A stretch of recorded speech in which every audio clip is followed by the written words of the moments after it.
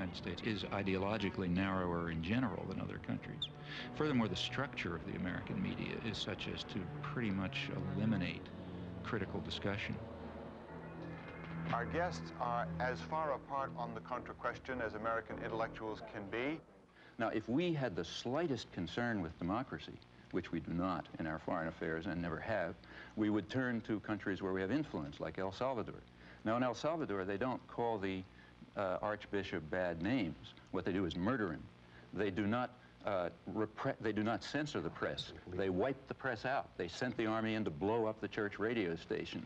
The editor of the independent newspaper was found in a ditch, mutilated and cut to pieces with machete. May I continue? I did not interrupt you. Don't you ever want to put a time value on anything you say, or do you want to lie systematically on television? I'm talking about 1980. You are a systematic liar. Did these things happen or didn't they? These things did not happen in the context in which you suggest really? at all. You are a phony, mister, and it's time that the people read you correctly. It's clear why you want to divert me from the discussion that No, it's not. It's because you just get tired of rubbish. But let's continue with... Except we can't. I'm afraid we're out of time. We thank you both, John Silver and Noam Chomsky. Okay. Last time you were here, you spoke about how when you go overseas, you are given access to the mass media. But here, that doesn't seem to be the case. Has that changed at all? Have you ever been invited to appear on Nightline or Brinkley? Yes, I have a couple times been invited to speak on Nightline. Couldn't do it. I had another talk and something or other. And to tell you the honest truth, I don't really care very much. FAIR, the media monitoring group, published a very interesting study of Nightline. It shows that their conception of a spectrum of opinion is ridiculously narrow, at least by European or world standards.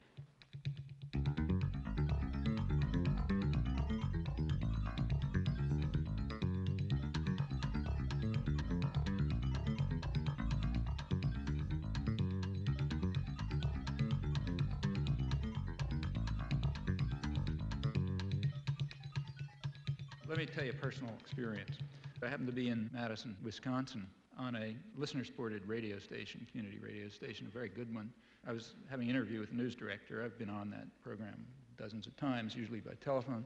And he's very good. He gets to all sorts of people. And he started the interview by playing for me a tape of an interview that he had just had and had broadcast with the guy who's some mucky-muck in Nightline. I think his name is Jeff Greenfield or some such name. Does that name mean anything? I'm Jeff Greenfield for Nightline in New York. What about just in the selection of guests to analyze things? Why is Noam Chomsky never on Nightline? I couldn't begin to tell you. He's one of the leading intellectuals in the entire world. I have no idea. I mean, I can make some guesses. He may be one of the leading intellectuals who can't talk on television. You know, that's a standard that's very important to us. If you got a 22-minute show and a guy takes 5 minutes to warm up, now I don't know whether Chomsky does or not, he's out. One of the reasons why Nightline has the usual suspects is one of the things you have to do when you book a show is know that the person can make the point within the framework of television. And if people don't like that, they should understand it is about as sensible to book somebody who will take 8 minutes to give an answer as it is to book somebody who doesn't speak English. But in the normal given flow, that's another culture-bound thing. We got to have English-speaking people. We also need concision. So Greenfield, or whatever his name is, hit the nail on the head. The U.S. media are alone in that it is, you must meet the condition of concision. You got to say things between two commercials or in 600 words. And that's a very important fact, because the beauty of concision, you know, saying a couple of sentences between two commercials, the beauty of that is that you can only repeat conventional thoughts. I was reading Chomsky 20 years ago. I think his notion, didn't he co-author a new book called Engineering Consent or The Manufacturing of Consent? Mm-hmm. I mean, some of that stuff to me looks like it's from Neptune. This is the first time the Neptune system has been seen clearly by human eyes. These pictures, taken only hours ago by Voyager 2, are its latest contribution. You know, he's perfectly entitled to say that I'm seeing it through a prism, too. But my view of that, of his notions about the limits of debate in this country, is absolutely wacko. Suppose I get up on Nightline, say, I'm given whatever it is, 2 minutes, and I say Gaddafi is a terrorist, Khomeini is a murderer, you know, et cetera, et cetera.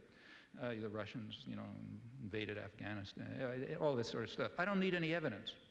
Everybody just nods. On the other hand, suppose you say something that just isn't regurgitating conventional pieties. Suppose you say something that's the least bit unexpected or controversial. Suppose you say... I mean, the biggest international terror operations that are known are the ones that are run out of Washington. Or suppose you say what happened in the 1980s is the U.S. government was driven underground. Suppose I say the United States is invading South Vietnam, as it was. The best political leaders are the ones who are lazy and corrupt. If the Nuremberg laws were applied, then every post-war American president would have been hanged. The Bible is probably the most genocidal book in our total canon. Education is a system of imposed ignorance. There's no more morality in world affairs fundamentally than there was in the time of Genghis Khan. They're just different, they're just different factors to be concerned with. Now, Chomsky, thank you. Well, people will quite reasonably expect to know what you mean. Why did you say that? I never heard that before.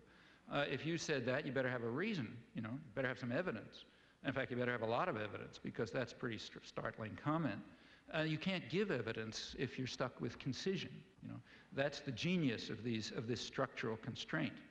And in my view, if people like, say, Nightline and McNeil Lehrer and so on were smarter, if they were better propagandists, they would let dissidents on, let them on more, in fact. The reason is that they would sound like they're from Neptune. Then comes our special conversation on the Middle East crisis. Tonight's is with the activist, writer, and professor Noam Chomsky. Again, there has been an offer on the table, which we rejected, an Iraqi offer last April, to eliminate their chemical and other unconventional arsenals if Israel were to simultaneously do the same. We rejected it, but I think that should be pursued as well. Sorry to interrupt you. I have to end it there. That's the end of our time. Professor Chomsky, thank you very much for joining us.